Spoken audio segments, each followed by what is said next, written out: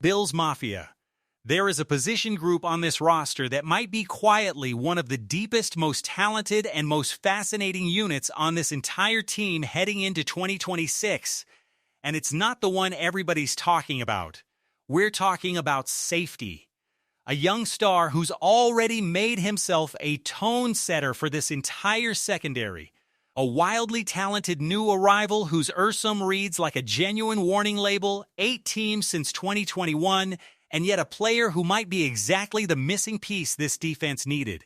A cluster of intriguing young defensive backs still trying to find their footing. And a genuinely fascinating contract extension decision already looming on the horizon before this season has even kicked off. So let's break down every single layer of this Buffalo Bills safety room, because whether you're excited, concerned, or simply curious, there is a whole lot to unpack here. The foundation piece already looking like a star. Let's start with the easy part, because there is genuine, well-earned excitement surrounding Cole Bishop heading into this season. He's still remarkably young, just 23 years old, turning 24 this October, and yet he already showed real, tangible growth throughout his second NFL season. His rookie year came with some understandable growing pains, having to step into action earlier than expected due to preseason injuries elsewhere on the roster. But in year 2, Cole Bishop fully took the leap fans had been hoping for. The athleticism was on full display.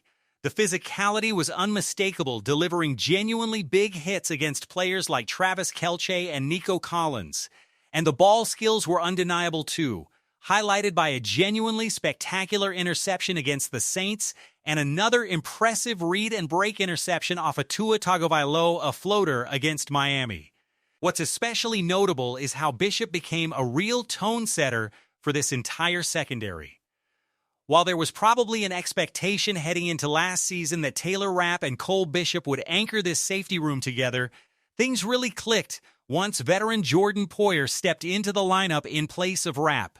And crucially, even during stretches when Poyer himself was sidelined, Cole Bishop continued playing at a genuinely high level on his own.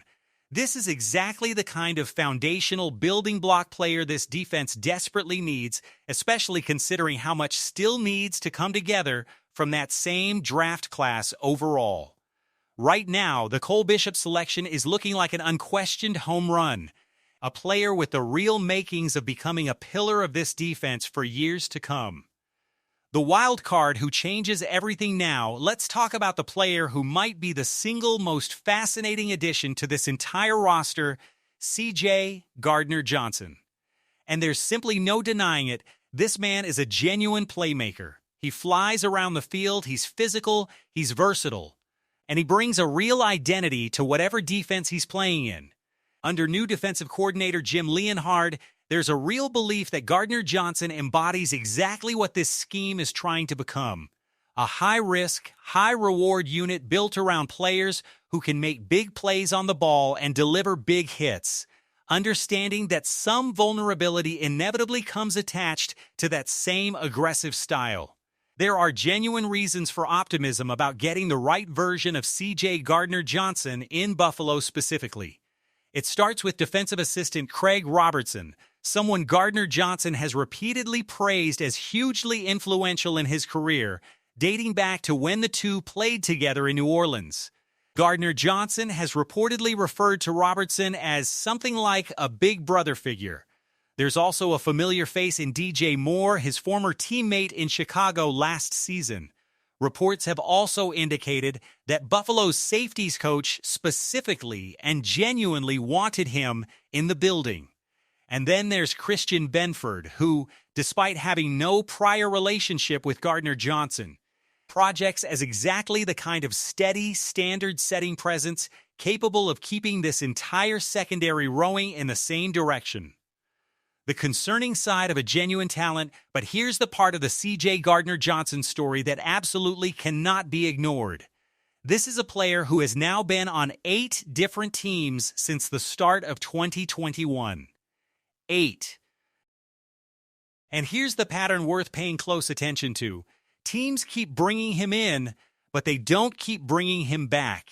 He's been traded, he's been cut, He's bounced around the league at a dizzying pace, starting last season in Houston, getting traded to Baltimore for what amounted to essentially nothing of real value, and then landing in Chicago shortly after that. Along the way, he's been openly critical of teammates and entire organizations. He's loud, he's feisty, he's been involved in physical altercations with teammates during practice, and he's been ejected from actual games. So how does this whole situation play out in Buffalo? There are genuinely real reasons to believe it could work out well here specifically. But the old saying about the best predictor of future performance being past performance doesn't exactly paint the most reassuring picture in this specific case. And here's a genuinely fascinating thought experiment worth considering, even in the best-case scenario. If Gardner-Johnson stays healthy, plays at a high level, and delivers a genuinely great season for Buffalo, what actually happens next? Do the Bills bring him back for another year? Or does this turn into just another stop on an increasingly long list of one-year arrangements? It's a fascinating situation to track and one worth watching closely, because for as much excitement as this addition genuinely brings, it doesn't come without real, legitimate reason for caution either. The concern that's actually about Buffalo's own approach beyond the Gardner-Johnson risk factor, there's a second, genuinely important concern worth raising, and this one centers on how the Bills' coaching staff has handled Jordan Hancock up to this point in his young career. Hancock was drafted as a highly versatile defensive back out of Ohio State, someone capable of playing slot, deep safety, and even outside cornerback. But throughout last season, the consistent messaging from coaches and even the front office was essentially that he'd be moved around to fill in wherever needed, trying him at multiple spots to see what ultimately stuck. And that lack of a clearly defined role appears to have genuinely hurt his development in big, high-leverage moments last season. He never looked fully comfortable even operating out of the dime package, and when he was forced into extended action filling in for an injured Jordan Poyer against Jacksonville, opposing offenses specifically attacked him, and he gave up some genuinely tough plays as a result. There's a real argument to be made that constantly shuffling a young player between multiple unfamiliar positions, rather than letting him fully master one role first, does that player a genuine disservice, especially as a rookie already adjusting to the speed and complexity of the NFL. To be completely fair, Hancock remains a genuinely intriguing player with real physical tools and likable traits on his college tape, and this isn't a situation where the franchise's entire future hinges on what a fifth-round pick becomes. But there's real hope that this coaching staff finally settles on a clearer developmental plan for him heading into year 2. One that gives him a legitimate chance to become a meaningful contributor for this defense. The deep bench nobody's talking about here's the part of this safety room that genuinely deserves more attention. The sheer depth sitting behind these presumed starters. Beyond Cole Bishop and C.J. Gardner-Johnson, there's a genuinely intriguing trio of younger players worth watching closely. Fifth-round rookie Jalen Kilgore out of South Carolina brings real size, real athleticism, and genuinely impressive ball skills on tape, profiling as something of a tweener prospect whose slot-heavy college usage may have actually depressed his draft stock relative to his true positional ceiling at the NFL level. There's a real, legitimate chance he develops into a genuine impact starter down the road, not just a passable rotational piece. Jordan Hancock, despite the developmental concerns already discussed, remains a player the scouting department genuinely loves, someone with real size, athleticism, and positional versatility, even if his path forward still needs to solidify. And then there's Wallace Owens, a physically gifted, genuinely productive college player who spent last season developing on the practice squad, someone who at minimum represents a legitimately interesting depth option worth monitoring. Beyond that trio of young talent, there's real established veteran depth rounding out this room too. Geno Stone, still just 27 years old, brings 53 career starts and nearly 4,000 total defensive snaps to a roster that would be lucky to have him purely as a fifth or sixth safety. Sure, His overall production last season on a struggling Cincinnati defense wasn't spectacular, but his larger sample size across his career shows a genuinely capable coverage player with real ball skills. Damar Hamlin also brings real professional experience to this room, 27 career starts and nearly 2,000 defensive snaps logged. And Sam Franklin, while purely a special teams contributor rather than a defensive factor, brings valuable veteran presence to a locker room that never suffers from having players like that around. Put it all together, and this is about as well constructed a safety depth chart as you'll find anywhere on this roster, blending established veteran experience with legitimately exciting high-upside young talent. And it's worth mentioning that new defensive coordinator Jim Leonhard was himself an NFL safety, giving him real, credible insight into exactly how to develop and maximize this entire group. The contract question already looming now, here's a storyline worth flagging well in advance. Because it's going to become a major talking point sooner than you might expect, Cole Bishop becomes extension eligible after this upcoming season. Buffalo's front office has repeatedly shown a pattern of locking up promising young talent right around that exact 3 to 4 year mark of a player's career, typically landing genuinely team-friendly deals in the process. If Cole Bishop delivers another season at least as strong as last year, and there's real reason to believe he could actually improve further given his continued pairing alongside C.J. Gardner-Johnson, that extension conversation becomes very real very quickly. The top of the safety market currently sits with players like Derwin James and Kyle Hamilton, both earning just north of $25 million annually. Nobody's projecting Cole Bishop to reach that specific tier just yet, but quality, ascending young starters at the safety position are increasingly commanding deals somewhere in the $13 to $17 million range annually. If Bishop matches or exceeds his 2025 production, that's realistically the neighborhood this negotiation lands in. And that raises a genuinely interesting roster construction question for this front office, because safety, much like guard or off-ball linebacker, typically isn't viewed around the league as a true premium position worth allocating major long-term financial resources toward, especially with other significant contract decisions looming elsewhere on this roster involving names like Kaiir Elam, Dorian Williams, and Dalton Kincaid. Buffalo will likely want to retain Cole Bishop long-term, but exactly how and when that extension conversation unfolds remains a genuinely fascinating subplot to track throughout this season. The scheme wrinkles worth watching beyond the contract speculation. There's real, genuine intrigue surrounding how this coaching staff actually deploys all this newfound safety depth.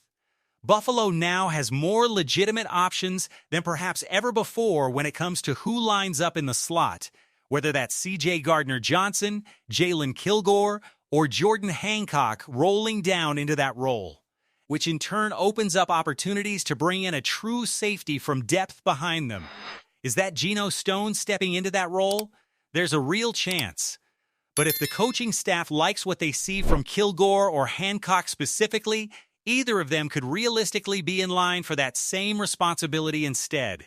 There's also a fascinating question surrounding how Cole Bishop gets deployed within this scheme specifically, given that this new defense figures to feature plenty of single high safety looks, meaning one safety rolling down closer to the line of scrimmage while the other stays deep.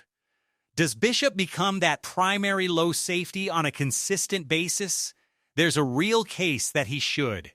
This is clearly no longer a static, predictable group of defensive personnel, and figuring out exactly how all these pieces interlock will be one of the more compelling subplots of training camp.